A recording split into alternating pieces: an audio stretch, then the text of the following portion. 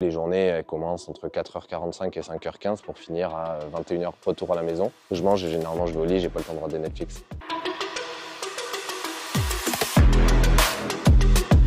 Mais tout simplement, ça fait 3 ans que j'avais arrêté l'école. Mon objectif de base, c'était d'avoir un double projet. Donc j'ai eu l'opportunité de rentrer en bachelor Clio en septembre 2023. Et j'ai saisi l'opportunité de pouvoir finaliser mon projet scolaire. Là, je suis actuellement en stage et on a réussi quand même à l'étaler sur 6 mois au lieu de 3 mois. Donc c'est plutôt cool. Quand j'étais très petit, à l'âge de 3 ans, donc j'avais un peu des problèmes de comportement, pour me canaliser. Mes parents ont réussi à trouver un temps périscolaire en fait dans mon petit village dans le sud où je pouvais faire du roller. Ça a matché. Venant de la région toulousaine, j'ai forcément essayé le rugby, j'ai essayé le foot aussi en club, mais j'avais du mal avec le sport collectif. Donc je suis resté au roller et à 15 ans, je suis monté sur Nantes pour le double projet et ma copine aussi. C'est là quand le projet s'est vraiment construit, je pense à partir de l'âge de 15 ans, parce qu'avant c'est relativement tôt. Et donc après, comme on dit, l'oiseau a fait son nid, quoi. Alors les titres de champion de France, j'avoue que j'ai complètement arrêté de compter. Pour le coup, j'en ai vraiment beaucoup. 4 fois champion du monde senior, 4 fois champion du monde junior, 2 médailles d'argent aux Jeux mondiaux. C'est l'antichambre des Jeux olympiques pour le moment, pour le roller.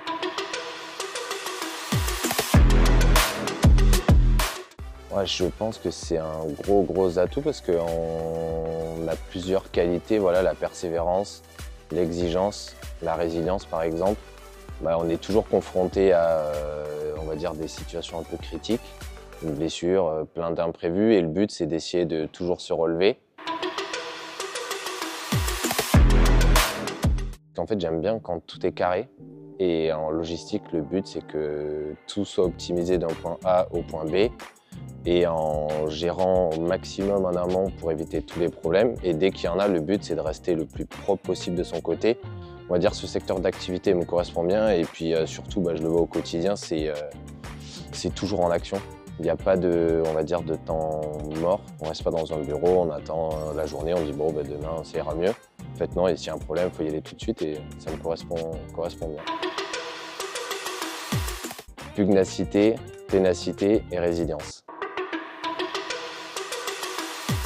C'est pas facile, mais pour le coup, j'ai eu un énorme soutien de Madame Cortier et de Monsieur Jacob, sans qui je pense que la partie scolaire était impossible à allier tout simplement à mon quotidien. Parce que pour faire assez simple, je m'entraîne 2 fois par jour sur un volume de 25 à 30 heures par semaine. Aujourd'hui, je suis en stage et je remercie énormément Julien Tanguy et Émilie Gousset sur la partie RH parce que sans eux, je n'aurais vraiment pas pu avoir l'aménagement horaire parce que je peux travailler 3 jours par semaine uniquement sur un mi-temps et du coup on l'a dédoublé sur 6 mois au lieu de 3. Et après j'ai mon club où j'entraîne le soir en plus et donc du coup après il faut que je puisse m'entraîner et après il faut que j'ai aussi ma vie perso sur le projet avec ma compagne, donc il faut réussir à tout faire de front.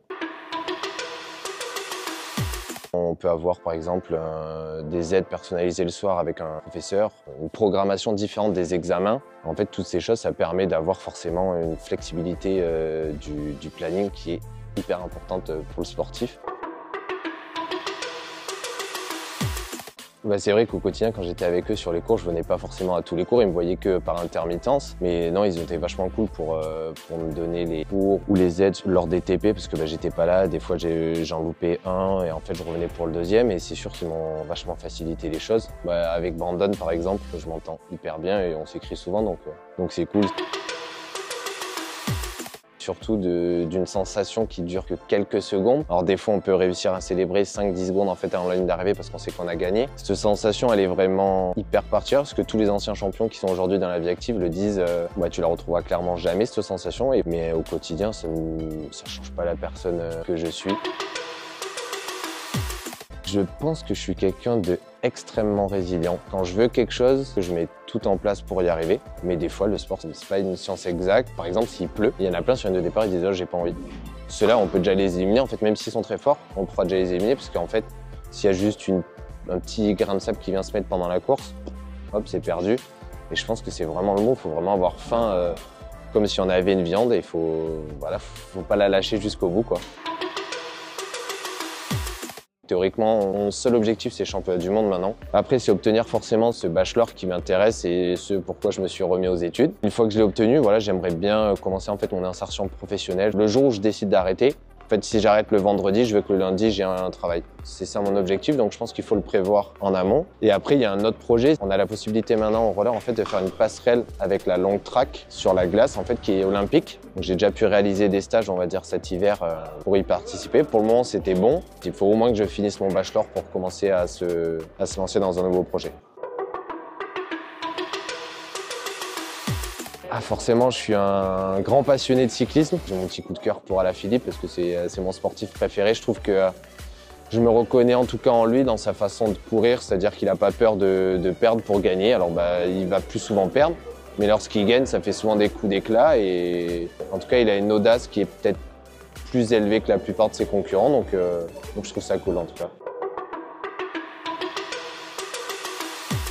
Déjà, je pense qu'il faut rencontrer les bonnes personnes, puis surtout ne pas attendre. En fait, il faut être demandeur, aller taper aux portes et dire voilà, j'aimerais bien faire ce projet, qu'est-ce qui est possible, qu'est-ce qui est envisageable. Il y en a plein avant qui sont passés, parce que mon ancien entraîneur de mon club est justement était dans la formation Clio avec Madame Cortier.